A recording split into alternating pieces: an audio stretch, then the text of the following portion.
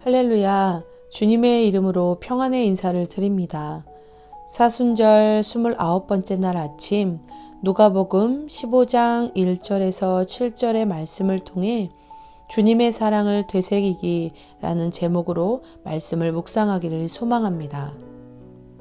내가 너희에게 이르노니 이와 같이 죄인 한 사람이 회개하면 하늘에서는 회개할 것 없는 의인 99으로 말미암아 기뻐하는 것보다 더하리라.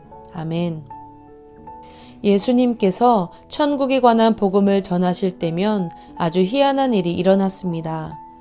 세리나 죄인들처럼 사람들에게 무시당하는 부류들이 오는 겁니다. 그런데 더 희한한 것은 예수님께서 자기에게 나오는 이들을 거부하지 않고 오히려 더 가까운 곳에 앉히시는 겁니다. 이런 일이 반복되자 예수님의 말씀을 듣던 바리새인과 서기관들이 불만을 터뜨리기 시작합니다. 예수는 성경도 잘 안다면서 저런 것들을 친구처럼 받아들여? 우리더러 저것들과 같이 있으라고?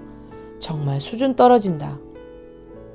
이러한 불만을 들으신 예수님께서 바리새인과 서기관들에게 자신이 왜 죄인들의 친구가 되셨는지 알려주십니다. 너무도 유명한 잃은 양의 비유를 통해 말입니다. 어떤 사람이 양 100마리가 있는데 그 중에 하나를 잃으면 99마리를 들에 두고 그 잃은 것을 찾아내기까지 찾아다니지 아니하겠느냐. 자신이 돌보던 한 마리의 양이 없어진 것을 알게 되자 목자는 99마리를 동료들에게 부탁하고는 그 한 마리를 찾으러 갑니다. 동서남북으로 여기저기 뛰어갑니다. 가시덤불을 뒤지다가 여기저기 찔리고 다칩니다. 혹시나 하는 마음에 위험을 감수하며 절벽을 오르내립니다. 그렇게 한참 양을 찾아다닌 끝에 양을 발견한 목자는 그 양을 품에 안고 웃으며 돌아온다는 이야기입니다. 이 당시 예수님의 이야기를 들은 죄인이나 바리새인의 눈에 이 목자는 한마디로 상식 이하의 바보, 멍청이였습니다. 고작 한 마리, 특히 다른 양들에 비해 열등한 이 양을 찾으려고 목숨까지 위험하게 만드니 바보도 이런 바보가 없는 겁니다. 그런데 예수님께서 왜 이런 바보 같은 목자를 말씀하고 계실까요? 바로 하나님의 모습이 이런 목자와 같다는 것입니다. 지금 바리새인과 서기관의 눈에는 죄인, 세리들이 열등해 보입니다. 열심히 율법을 지키고 정결하게 사는 자기들의 눈에는 그들은 율법도 모르는 부정하고 열등한 인간으로 보입니다. 마치 무리에서 이탈한 한 마리 양과 같습니다. 그러나 사실 그것은 바리새인과 서기관의 판단일 뿐 하나님의 마음은 이 목자처럼 열등한 인생도 찾으신다는 겁니다.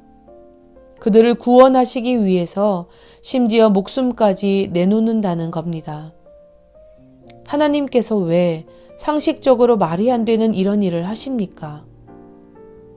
목자의 눈에 99마리나 한 마리나 다 소중한 양인 것처럼 하나님의 눈에는 바리새인도 서기관도 죄인도 세리도 그 누구라도 다 소중한 하나님의 자녀요 피조물이기 때문입니다. 결국 이 비유가 말하고자 하는 것이 무엇입니까? 스펙에 상관하지 않으시는 하나님. 그렇습니다. 하나님은 지금도 동일하십니다. 세상은 지금도 재산, 학력, 집안, 외모 등에 따라 차별하지만 하나님은 그런 것들이 전혀 중요하지 않습니다. 그렇기에 그 옛날 죄인들과 세리들이 예수님께 나온 것처럼 누구든지 내 상황이 어떻더라도 예수님께 나오기만 하면 그분의 제자가 될 수 있습니다. 하나님은 어느 영혼이라도 그 모습 그대로 사랑하십니다. 그렇기에 지금 이 순간에도 할 수 있는 모든 방법을 통해서 잃어버린 한 영혼을 찾으십니다. 이러한 하나님 앞에 우리는 교만하게 저항하는 것이 아니라 겸손함으로 하나님 앞에 나아가 그분의 품에 안기면 됩니다.